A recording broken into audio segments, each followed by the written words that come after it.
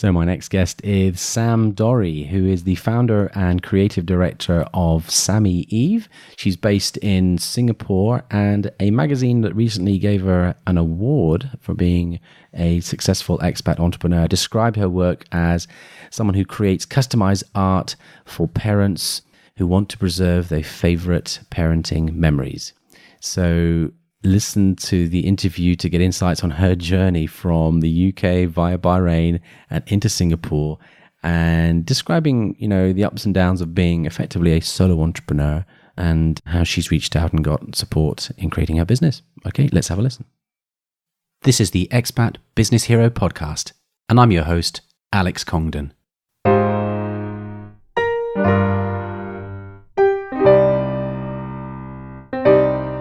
So Sam, welcome to the show. Lovely to have you on. Thank you for having me. All right. So Sam, you're over in Singapore and you're a Brit, and we get quite a lot of stick, us Brits, and, we get all of these stereotypes that people talk about, So I found 5 of the most common stereotypes faced by British expats. I need your help. I need your help because I'm going to give you rapid fire. I'm going to read out the 5 of them, and you're going to tell me what you think. Are they true or they're false? And then tell me, and then we'll figure this out together. Okay. So are you ready? Okay, ready. Okay. All right. First one. Brits have no emotions. Nonsense. Of course we do. Oh, really? We love, yeah, absolutely. We do love making fun of ourselves. That's for sure. Okay. Yeah, I think we're an emotional bunch. Okay. Second one. All Brits know the royal family. Surely you. Yeah, of course, in person. Absolutely. Okay. No. I've been asked that once when I was traveling around Egypt, actually, once, if I'd met the Queen. I thought that was quite amusing. All right, next one. Yeah. All Brits live in London and are posh. Is that? Oh, terribly. You're not from London, are you? Not at all. We're a super culture, us Brits in London, for sure. Okay, another one, a little bit related. All Brits are sophisticated or pompous. I think some people think that. We know a few like that, don't we? Know? Absolutely. I think we're pretty down to earth, but for sure there's some like that. No doubt. And there's the last one, and I think this comes from the Americans or something. They say this all the time. So all Brits have got terrible teeth. Really? Is that what they say? Yeah. We don't agree with that, do we? No. Wonderful nashes.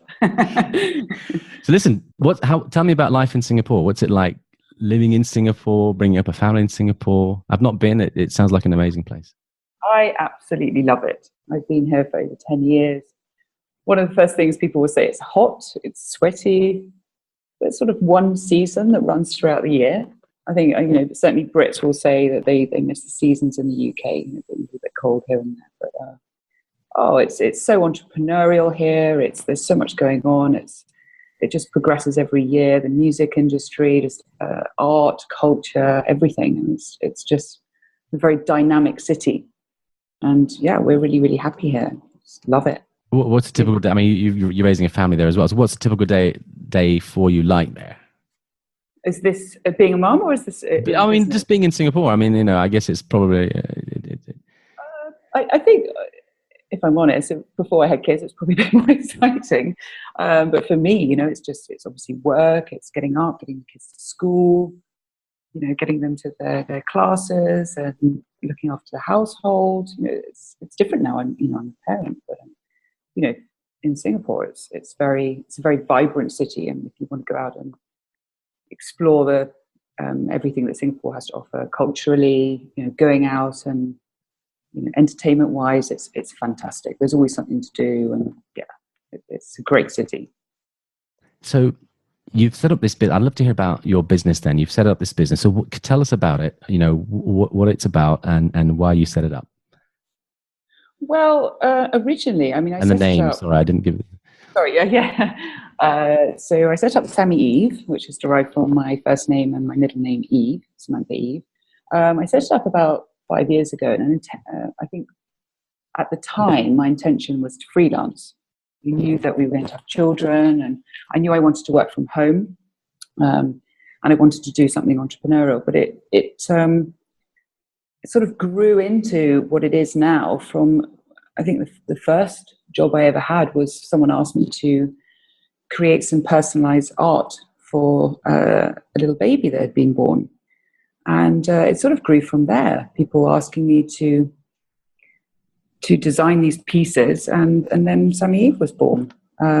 So I design and make personalized art and gifts for children.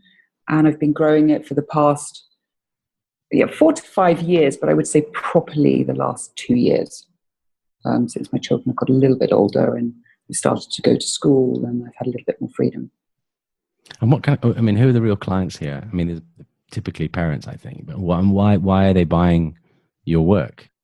Yes, of course, definitely parents, but then also people looking for a gift. So people that are either looking to decorate their children's bedrooms, or people who are looking for, really original personal gift, something really beautiful, memorable to give to perhaps their colleagues, their loved ones, friends' children, could be anyone. Do parents make difficult clients? I always wonder about this, or are they very, or are they easy to work with?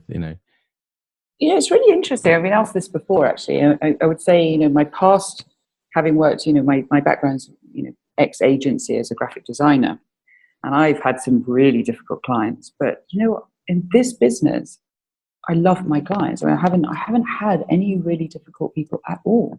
I wouldn't say, I honestly cannot think in the last few years of anyone particularly difficult, parents or any other customers. Yeah. So I've been very, very lucky. Very lucky. That's good. Now, every now and then I let my guests brag about something that they've done, a big achievement or something they've got. And I understand that you've got some award recently within the Singapore entrepreneurial community. So I'd love to hear about it. What was the award for? And tell us about your reaction when you were given it. Well, yeah, I mean, as I told them, I was a shock and surprised, to be honest with you. It's been fantastic. It's an award from a magazine here called The Finder, and they're a sort of insider's guide to living well in Singapore. And they're online, and they also have a magazine that's distributed widely across Singapore.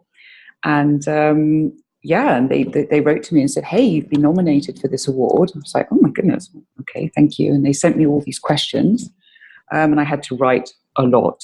And I was one of the winners, and it's been an absolute honor and pleasure, and it was a huge surprise. I imagine something like that is really helpful when you are an expat and you're trying to stand out, because you need to find a way of making some noise and be noticed. So I imagine something that's really, really helpful. Oh, I think it's invaluable, and I'm so grateful for it. I mean, it's only just happened recently, so I think that the fruits of it will come. Yeah. But it's contributed to obviously some fantastic publicity. I have my customer base actually are 50-50 expats and locals. So it does, though they're an expat magazine, it is, as I said, it's all over Singapore. So the publicity has been, it's fantastic. So you told me before you used to work for designing for big brands, and you've made this big shift now to effectively serving the gift market for children and families. Can you just tell us a little about the journey? So where you came from, where you went in the middle, and how you ended up in Singapore? Okay, so a lot of parents will laugh at this, but everything changed when I had children. Everything. As I said before, ex-agency. I worked in the design industry for nearly 15 years. Had fantastic career, working for some great companies. And it wasn't until I had my daughter that it started to change. And I was getting a little bit older. I was sort of, knocking on the door of 40. It was coming up. And I just thought, what do I want to do? Do I want to be doing this? And it wasn't so much that I didn't enjoy it. Were you still in London, in the UK at the time? Or No, I left the UK about over 15 years ago. So I left the UK. I then went to Bahrain. And I stayed in Bahrain for 5 years, which I absolutely loved. I adored living in the Middle East. I worked for a couple of agencies there. And it wasn't until I met my husband there, and that was when we moved to Singapore. And so I had both of my children here in Singapore. So what was, I mean, something changed you inside of you that obviously inspired you to create something yourself. And you mentioned obviously, with the children coming, etc. But what was going on inside of you that said, look, I need to do something for myself now? Yeah, it was seeking independence. I found it really hard. I was doing really, really long hours. In the past, even way before then, I was used to, certainly in the Middle East, I was working 16 hours a day every single day. I mean, there was no way I could have had children at that time. It was insane. But it was, I was waking up in the morning. I would see my daughter very, very briefly. And then I would sort of hand her over to the nanny, and then I would go to work. And then sometimes I wouldn't get back until after she was asleep.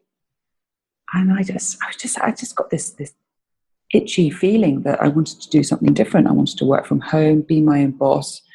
And I also, at the time, I was working in a private investment firm, and I was working with some really, really entrepreneurial people, and it wasn't the sort of usual place that I was used to working at before, in design agencies. And it was very, very inspiring, sort of got the cogs turning. And it made me, started to make me see the world in a different way, where I wanted to go, having freedom, being my own boss, being able to make my own decisions on my own timelines. I think that's what it was. It was all very appealing at the time. which is my next point. I mean, it's not easy, is it? I mean, just maybe tell us a little bit about some of the struggles that you've had along the way as you set up this business. I mean, obviously there's a double thing here, that one is you're an expat and you've got a growing family, but you're trying to create this business on the side. I mean, not easy, I understand, but what was it like for you? Absolutely. It's definitely been fun. I'll definitely say that before, otherwise you wouldn't do it, right? But my God, it's been the hardest thing I've ever done. It really, really has, because certainly now, myself and my present situation, I'm a solo entrepreneur. I'm not doing this with anyone else. So what I have, I've learned masses about myself, but also that I'm a team player. I love being in a team. I love working with other people. I love inspiring other people. And also I get energized by other people. And when you're working by yourself, it's a whole different ball game. And getting up every morning and finding that energy, that gust for the day, is not always easy. I'm not just speaking for myself, but the challenges along the way of wearing all the different hats as well within a business, trying to be all those different characters that in the past perhaps you've been able to work with. So me as a designer, I was always focused on design. You had the copywriter, you had the account manager, you had the person dealing with logistics, you had the person dealing with the printing, you had the person dealing with the business side, going into meetings or supporting you in meetings. But then when you go into a business by yourself, you're all of those people. And you quickly learn, oh my God, I'm dreadful at this, I'm dreadful at that, I'm very good at that, I'm kind of okay at that. And that's the hardest thing. And the knowing where you have to go and where you have to be and what you need to get to, but not having those resources and be able to get there as fast as you want than if you were in a team. Yeah. If that makes sense. Yeah, no, absolutely. I mean, have you done the social side? I think certainly a very important one for a lot of people, in terms of not having reduced social interaction because you're not working perhaps in a team. And how have you handled that? Have you managed to find a community that is supportive? Sometimes I'm not. If I'm honest, talk to my friends and my family. You do spend a lot of time with me, myself, and I. And when I was younger, I used to think that I quite enjoyed that. But when you're pushed into that realm and you're forced into that realm, it's actually not as great as you think it is. Everyone's different. Everyone just, has different personalities. But I'm a very sociable person. I like being around other people. And that's probably been one of the hardest things for me, is spending enormous amounts of time by myself. Not through choice, but I've got to get on with work. I've got to be at home. I've got to do my office is at home at the moment, and it of course it has those challenges. So you have to get out. You have to make sure that you don't get into that cycle of being with yourself, too much. Well, I speak for myself. Yeah, like I said, some people enjoy it, but yeah, I don't. I mean, on the one hand, we want this independence, but on the other hand, we also want to belong and be part of the communities. Exactly. It's a slight contradiction, but it's I think it's true for a lot of entrepreneurs. I mean, tell us about then the support that you've had along the way, or inspiration or help that you've had along the way. Oh, I mean, mountains. I've been so lucky. I'm very, very fortunate that I have amazing family and friends around me, and some very gifted friends. Some of my friends, if they listen to this afterwards, they'll know I'm talking about them. But people who are, whether they be designers or amazing writers, or just people that have been there that I can bounce things off, ask for advice. In the beginning, I had people who, in fact, I didn't even know that well, that were so willing to help me set my business up in Singapore, because it's not easy and it's getting harder and harder. Even though Singapore does, they really do encourage the entrepreneurial spirit in Singapore, there are, certain complications that come with setting up a business. And if you don't know the details, it can be tricky. It can be really tricky. So I was very, very fortunate on that level. I had someone that helped me with set up my website. And just, like I said, I'm very fortunate. I've got a really good circle of friends around me, and I put it down to them. That, I mean, are you good at reaching out and asking for help? I know it's one of my weak points. I always tend to try to do a lot of things myself, which puts me in trouble. But how good are you at asking for help? I didn't used to be that good. I have learnt to be much, much better. I have learnt to be less proud and be more vulnerable and be more open to that. And it's surprising how much people they will help you and they will be there for you. And as I've learned along the way, I am too. You learn a lot about yourself. But I think when I was younger, I was a lot less able to ask for help. Yeah. It's that pride, isn't it? I think it's the same. I understand. Yeah, I think people may think of it. You think of it yourself as a sign of weakness, maybe asking for other people's assistance, but it's not. Shyness, or they think I'm silly or too needy, or whatever it may be. But no, it's not the case. So, I've been very lucky. What about actual, business advice or mentorship? Is that what kind of role has that played in your business as well? Actually, getting sort of more structured advice on the business. I've had a couple of people who I met in my previous employment who have set up their own businesses, and that was a great help. I also joined a mentorship program, which has been absolutely invaluable to me. Because if I'm really honest, I'm a designer. My background is not in business. And I needed help. I knew that I needed help. I needed guidance. But more importantly, clarity and structure on how to, conduct a business, how to push it forward, how to, it's all very well doing the stuff that you love, which for me personally is design. And I want to create and make beautiful things. But how do you turn that into a business? How do you push it forward and actually make it into or I like to say, move it from hobby status to paying the rent. Yeah. And hobby to rent. Yeah. Yeah. Hobby to rent. Yeah. And that's why I sought out some proper, proper guidance and mentorship. And it's been fantastic. And I asked this to some guests about this whole idea of working with mentors. Have you got any lessons about working with a mentor? I mean, how do you get the most out of them? How do you make the relationship effective? How do you really make the use of this, of the time and the opportunity of working with them?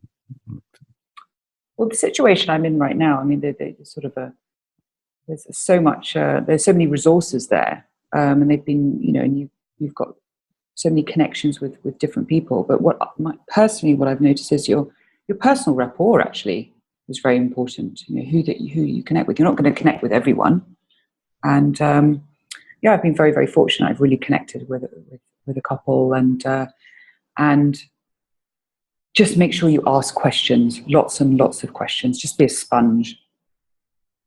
Just listen, learn, just get involved as much as you can.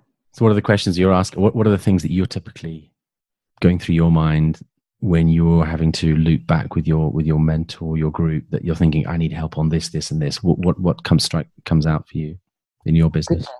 Oh, goodness, it could be anything. I mean, it just, I sort of have a very long list of to-do, as an example.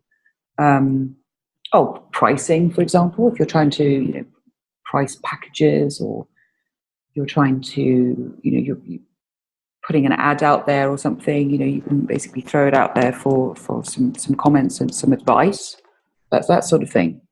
Just make sure you ask as much question, as many questions as possible. So how have you taken to the whole marketing and sales part of your business? How do you how do you reach out? How do you connect with your clients today, practically, because you've got a physical product that you're actually giving a lot of people? Okay, well, this is another reason. This is quite exposing, actually. I mean, I always used to say, oh, gosh, I hate sales. I hate selling my work, because I'm creative. Yeah. You're so exposed. You're so naked, standing there. And I do a lot of fairs. I have to stand there in front of other people and approach people. And oddly, I've done sales in the past, but in different types of jobs, and I can sell anyone else's work. So, I was quite good. I used to work for DKNY, and I was a pretty good seller there. But when it comes to your own work, it's a whole different ballgame. Yeah. And also, I hate walking into the shop and the push, people invading your space and coming up to you and push for sales. So you have to learn to be a good salesperson, but also learn how, and how to approach people. I'm a big believer in authenticity. Just be yourself. You can see if people are interested in your work. But yeah, that's definitely been a major challenge for me, is being that designer, that artist, and going out there and getting sales. Yeah. And I'm sure a lot of people can relate to that. It's quite a common thing. Yeah. Is it a competitive environment in Singapore for someone doing what you do, or in general for other expats creating businesses? I mean, for sure, yeah. I mean, there's lots of competition everywhere in the world, really. It's something you just have to sort of accept, that people are out there doing the same thing, and yeah, absolutely. Yeah. Now, one of the things that a lot of expats do is they use the power of the internet a lot to get their message out further. Is there any opportunity for you in the future to leverage the web to spread your message further, maybe even beyond Singapore, or are you focused on that market at the moment? Yeah, I mean, at the moment, that's exactly what I'm doing. Trying to get more visibility. I think, like I mentioned before, my probably even not 50-70% of my market's actually local. So it's about getting visibility, not just in Singapore, but all over Asia. I'm also looking worldwide as well. Push myself forward with and working towards having new products as well. Going on different platforms to sell my work. Yeah, so I'm sort of that's the realm I'm in right now. Yeah. Are you going to? What I find interesting in your business is that you've got a business where you're actually creating physical products, and this is a choice you've made, and you're on your own doing that. Does it get to a point where you kind of run out of you in terms of being able to scale that up, or is there a way that are you thinking down the line? Well, okay, how do I handle this if I get more and more business? It's funny you should ask me that. Actually, that's exactly where I'm at now. I'm at crunch point now, where I'm at that crossroads of if I'm on, I really need help. I'm ready to have either a partner or an assistant or something. It's got to a point now where, of course, I enjoy what I do, but if you ask me what I really, really want to do, it's create, it's design. Do I do any of that? No. I don't do any of that at the moment at all. And I get people, calling me up asking me, can you design this? Can you design that? And I actually have to turn down design work because I don't have the time, because I'm running the business. So I'm really at crunch point now where I'm ready to move into the next realm. I'm ready to partner, work with other companies and seek some help, definitely, because I'm starting to feel like, jack of all trades and master of none. I interviewed on the show a few weeks ago a good friend of mine, Steph Fontaine, who and the title of the show was The Creative Entrepreneur, and she went through a very similar journey actually with her artwork. She was a painter and has managed to grasp the business side of it as well, while still being creative. But her business is scaling up. It's very interesting. I think you should talk to her as well, actually. But I think it's possible, and I think it's. But you do need help, don't you? You need systems in there, and you need to figure out a way of doing the bits that you love and getting help for the bits that you need help with. Oh, absolutely. Absolutely. I had absolutely no problem employing someone to do my bookkeeping because I just do not have the time, so yeah, absolutely. You need help. And we're all good at different things. I think if you have to accept you can't do everything. Yeah. And personally, I seek to work with great people, people who don't do what I do, who are brilliant at what they do, and that you can work with and create, great stuff together and have a great business together. So if you had any lessons or learnings to share with other expats, maybe in Singapore or even further afield, about setting up a business like you've done, what would be your sort of top 2 or 3 bits of advice for them? 3? Oh gosh, I've got about 20, 50. Reduce it down to 3. Yeah. It's up to you. Be a sponge, for sure. Just surround yourself with great people. Surround yourself with people who interest you, who are doing things that inspire you, that energize you.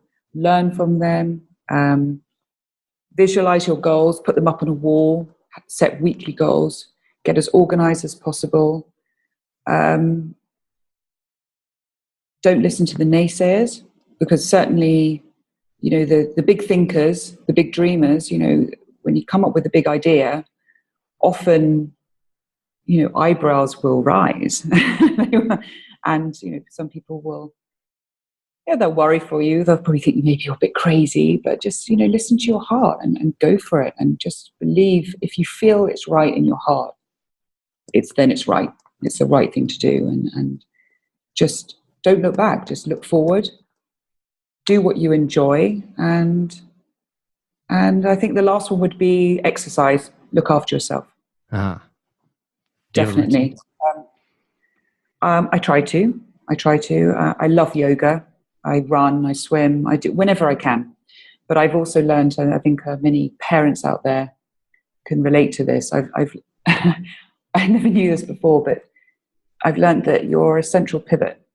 If you're healthy and if you're calm and you look after yourself, then it sort of ricochets out to your family, and it affects everyone around you. And as a mother, I've really noticed that if I'm happy and I'm well and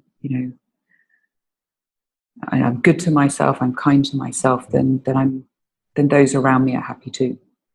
And that's been a big lesson for sure. So yeah, definitely get into yoga, be mindful, do anything that you enjoy that sort of, if you're a bit stressed, that gets that energy out and creates that calm within.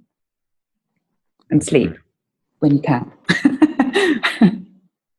So what's next for you? What does the future hold for the business or your personal goals? Oh, big questions. I mean, I'd love to move into, obviously a more global sphere. I'd like to have more products, definitely. I'd like to partner. Definitely, like I said earlier, I've definitely learned that I'm a team player, and I don't want to be doing this by myself for too much longer. So I'd like to collaborate with people. I'd like to move my products into department stores around the world. That would be great. And work with some other creatives, get a team together. I'd love to have a design team where I've got working with a Chinese designer and an Arabic-speaking designer as well, so that I can move my work into other countries, work in dual language. And I would, in the future, I'd love to work with my daughter, actually. We've already talked about setting up a little business together. She's super creative. Yeah. How old is your daughter now? She's 7, but I definitely, I mean, it's in a couple of years, it's going to be embarrassing. She's so good at drawing that, yeah, I think I can retire. It'd be fantastic. But yeah, I think, we joke about it. We say, it's just Mummy and I will go into business together. I said, yeah, why not? That'd be fun. Anyway, I'll let her finish school and she can decide. It's a long way off. So you may have answered my last question for me already. And there's a question I usually ask, and that is, who would you like to mentor and why? You've obviously, I know you're in a phase of learning yourself, but you've got a lot of knowledge and skills to share. If you had to choose anybody or group of people. Oh, goodness. Honestly, I couldn't say a particular person. Oh, obviously it would be my children. I'll do my best, but they might not want to listen to me when they're teenagers. Yeah. I'm a massive believer in paying it forward. I really am. And those that know me well know that, because I've had so much help along the way. So anyone I meet, I'm so happy to share anything that's useful, any knowledge I have. I couldn't say a specific person, but yeah, for sure, if anything that I can share that will help, I'm there. Yeah. Brilliant. Well, Sam, it's been a really pleasure to have you on the show. I just want to let the listeners know that if they want to reach out and get in touch with you about your products, about your business, about partnership ideas or whatever, you've got your website, which is sammyeve.com. So that's Sammy, SAMMYEVE.com. And you're also on Facebook and Instagram with Hello Sammy Eve as the IDs behind that. So thank you so much for coming on. I really appreciate it. I love what you do. Thank you on behalf of all of the people that you help as well. And I wish you all the best and enjoy life in Singapore. Hopefully we can do this again in the future. Sure, for sure. Thank you so much for having me.